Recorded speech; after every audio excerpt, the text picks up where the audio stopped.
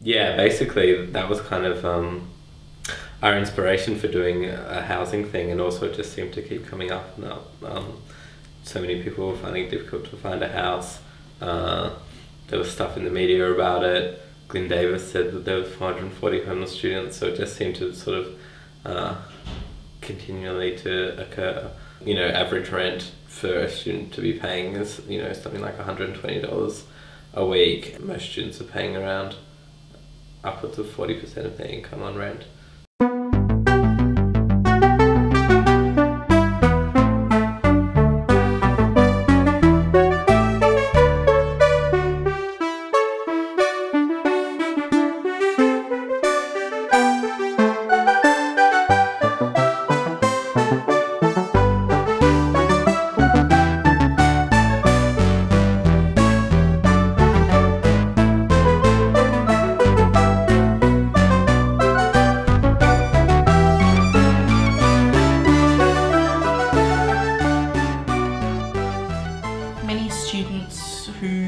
Would be considered homeless if they were anybody else aren't considered to be homeless by most people, because it's considered that that's just the way it's supposed to be.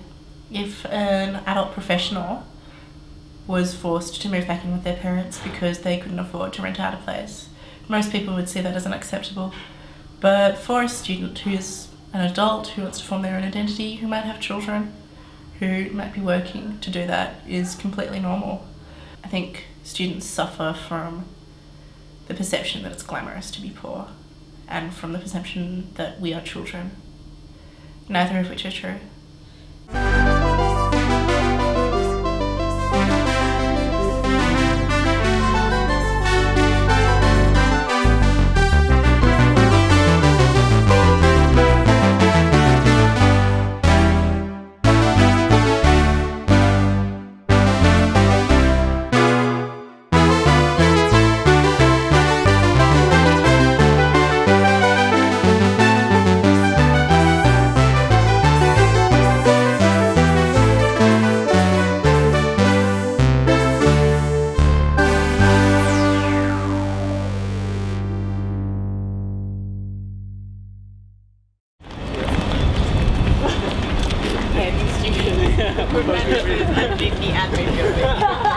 Pretty exciting! That's why I put the pretty. Yeah, run! You put a beanbag in front. I thought we were going there. When was that the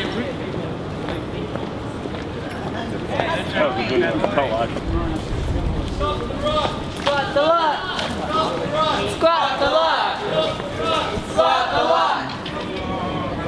Yeah, like this way?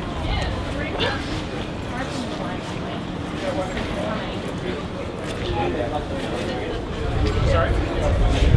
Oh, they've locked the building already? I brought lots of blankies, everybody!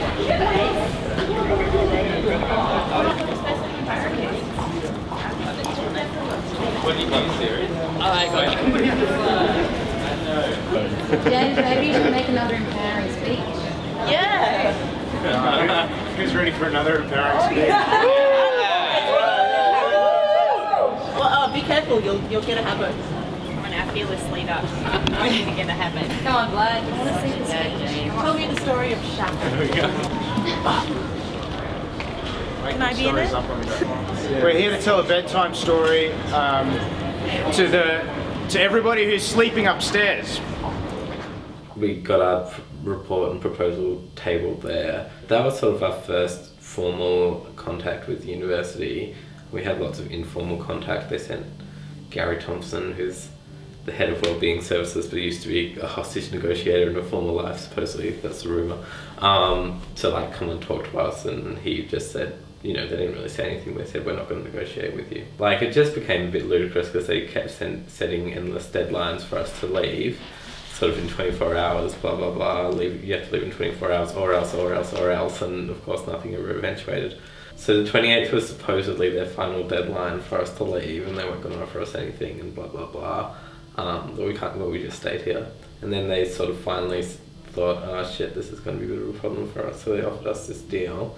They offered us a very shady, very vague deal that was both incredibly inadequate and incredibly unlikely to come to pass. In the end, it just wasn't enough beds, it wasn't enough, it wasn't the actual co-op model that we wanted. We proposed that they, you know, as a compromise, we actually compromised quite a lot. We said, all right, we want it to be increased to 100 beds in the first year, 200 in the second year.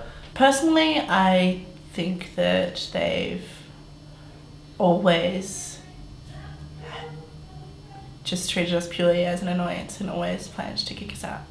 I don't think that they were ever going to come to a real negotiated agreement or ever going to actually give us anything.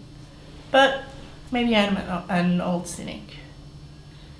As it stands, negotiations with them have broken down completely and we're just planning to spend our last days pissing them off as much as possible.